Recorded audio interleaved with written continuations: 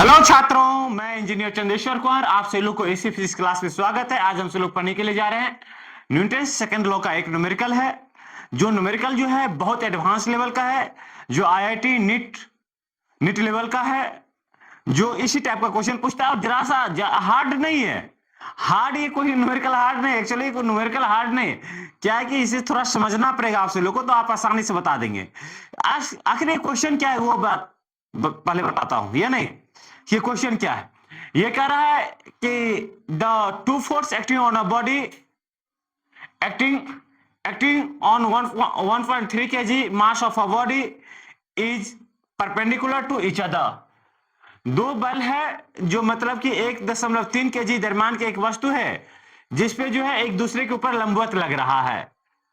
That force is respectively 12 newton and 5 newton, जो कितना है 12 न्यूटन और 5 न्यूटन है। Then find the net force acting on a body. इसके बाद ये कह रहा है कि वस्तु पे टोटल बल कितना लग रहा है and calculate the acceleration of a body. इसके बाद ये कह रहा है कि वस्तु का त्वरण कितना होगा। इसके बाद ये कह रहा है एंड डायरेक्शन ऑफ एक्सेलरेशन, और ये कह रहा है कि वस्तु का जो त्वरण का जो दिशा होगा वो क्या होगा। बहुत आसान क्वेश्चन है। देखिए मैं 1 मिनट आपको बताता हूं कैसे होता है या नहीं, समझिए। सबसे पहले आपको क्या दिया हुआ है, एक कह रहा है कि 1.3 kg का एक वस्तु लीजिए। कितना?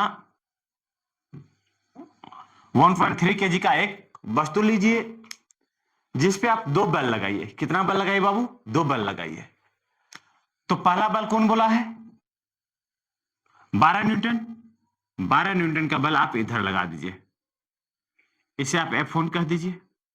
F1 इक्वल टू कितना? 12 न्यूटन का। ठीक है। एक बल उन्होंने कहा, बाद में उन्होंने कहा कि 5 न्यूटन का बल लग रहा है जो एक दूसरे के ऊपर कैसा है? परपेंडिकुलर है। कैसा है बाबू? परपेंडिकुलर है, लंबवत है। आपको मैं ये लेक्चर, ये जो न्यूमेरिकल है हिंदी और अंग्रेजी दोनों माध्यम में बताऊंगा। ऐसे ऐसे ये बात मत सोचिएगा कि इंग्लिश में ही बताएगा, दोनों माध्यम में बताऊंगा।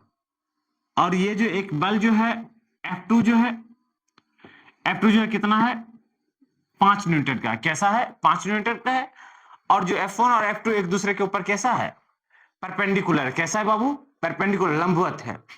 एक जरा सा बात आप सोचिएगा। मेरा बात यदि सोचिएगा, एक जरा सा मैं बात बताऊंगा और आप ऑलरेडी कह देंगे हाँ सर सही बता रहे हैं। समझिए, ये यही तो वस्तु है ना, यही वस्तु है ना। तो समझिए इस तरीका से बल लग रहा है, इस तरीका से बल लग रहा है, ऐसे ही बल लग रहा है ना। समझिए ऐसे ही बल लग रहा है। यदि ये इसको यहां, एक सेकेंड, इसको एक इधर खींच रहा है और एक इधर खींच रहा है, ऐसे खींच रहा है। आप समझिए यदि ऐसे खींचेगा, फाइनली यदि इसको ऐसे खींचेगा तो फाइनली वस्तु कैसे बढ़ेगा? इसी तरीके से बढ़ेगा। अर्थात ये वस्तु कैसे बढ़ेगा? कुछ इस दिशा से बढ़ेगा। जो मेरा ये क्या हो जाएगा? एफ नेट होगा। सोल्यूशन लिख दीजिएगा।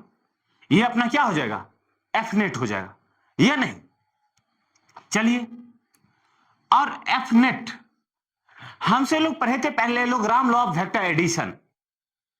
Parallelogram law of vector addition में हमसे लोग, या ट्रायंगल ऑफ वेक्टर एडिशन में हमसे लोग पढ़े थे हाँ, द मैग्नीट्यूड ऑफ रिजल्टेंट। क्या? मैग्नीट्यूड ऑफ रिजल्टेंट का एक फॉर्मूला मैंने पढ़ाया था आप सभी लोग को। क्या था बाबू? Under root A square plus B square plus क्या? 2ab cos theta. वहां पे जो थीटा था, इस तरीका का स्टेटमेंट था कि यहां पे जो थीटा था, जो वेक्टर ए और वेक्टर बी का जो बीच का क्या था? कोण था, या नहीं? तो यहां पे भी एफ नेट जो हो जाएगा root under F1 square plus F2 square. नीचे लिख दूं क्या? नीचे मेरे पास जगह है, नीचे लिख लेता हूं, यहां पे नहीं, पूरा फिगर वो हो जाएगा। एफ नेट बराबर क्या हो जाएगा बाबू? यहां पे एफ नेट बराबर हमसे लोग क्या लिख सकते हैं? कुल लगने वाला बल root under F1 square plus क्या? F2 स्क्वायर प्लस क्या? 2F1 F2 cos theta. यहां जो थीटा का जो वैल्यू है, यहां पे जो थीटा का जो वैल्यू है क्वेश्चन में ही आपको दे रखा है कि क्वेश्चन में कितना दे रखा है? परपेंडिकुलर। परपेंडिकुलर कहने का मतलब कितना? लंबवत है। एक दूसरे के ऊपर कैसा है बाबू? लंबवत है, परपेंडिकुलर है, या नहीं? तो यहाँ पे जो थीटा का वैल्यू कितना डिग्री है बाबू? थीटा का वैल्यू 90 डिग्री है। अब यहाँ पे एफ नेट हम सभी लोग नहीं निकाल सकते हैं, निकाल सकते हैं। एफ नेट बराबर हम सभी लोग क्या लिख सकते हैं? F1 का स्क्वायर, F1 अर्थात कितना? 12 का स्क्वायर प्लस क्या? F2 का स्क्वायर, 5 का होल स्क्वायर प्लस क्या? 2F1 12, इसे मिटा दूं, 12 इंटू F2 कितना? 5 इंटू कॉस थीटा ना, तो कॉस थीटा की जगह पर कितना डिग्री? 90 डिग्री लिख दिए। किसी को दिक्कत?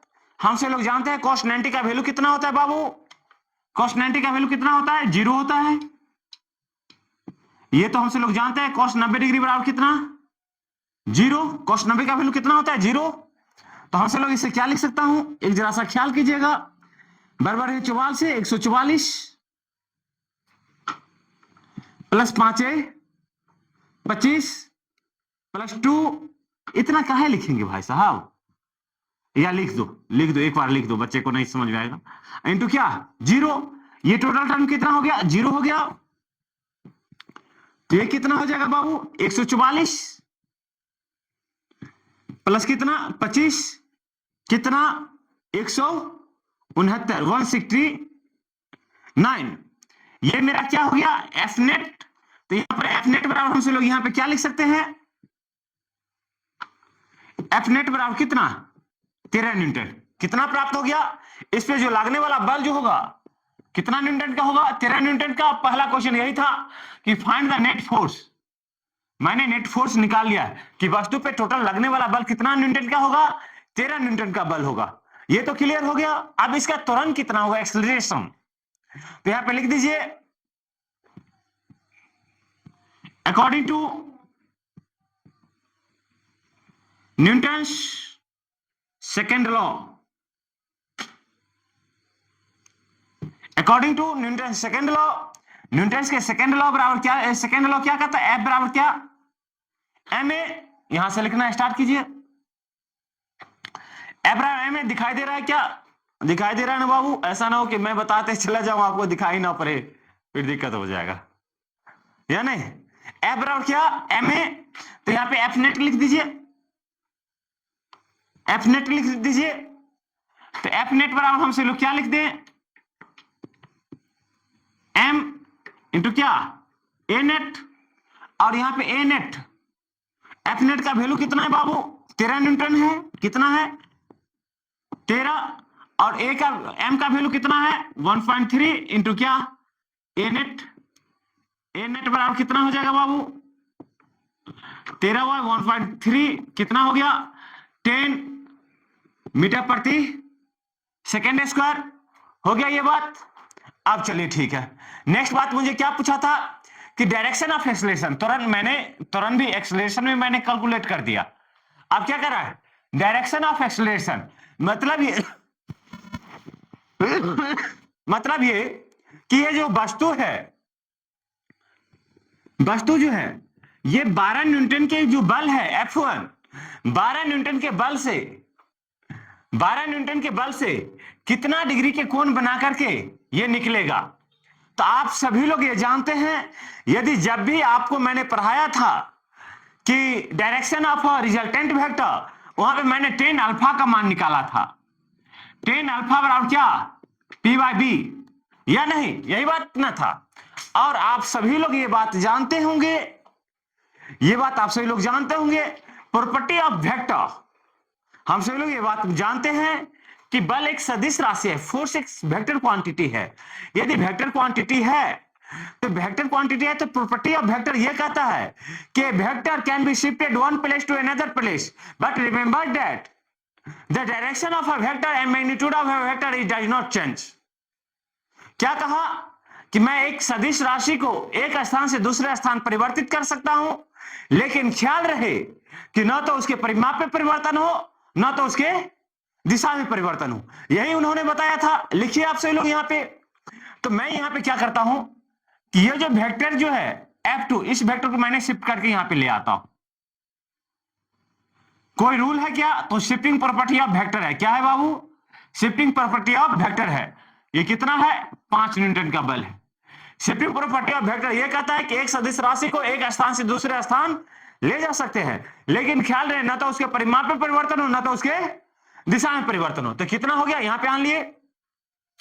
अब ये अल्फा के लिए, ये अल्फा के लिए यदि बात किया जाए, ये अल्फा के लिए बात किया जाए तो ये क्या है? P है और ये क्या है? B है। तो यहां पे लिख दीजिए direction of acceleration,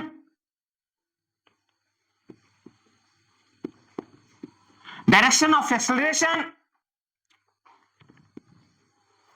tan alpha बराबर क्या? P by B. P by B, P की जगह पे हम क्या लिख सकते हैं? F2 बाय क्या? F1 लिख दीजिए। F2 बाय क्या? F1। F2 बराबर हम सब लोग क्या लिख सकते हैं बाबू?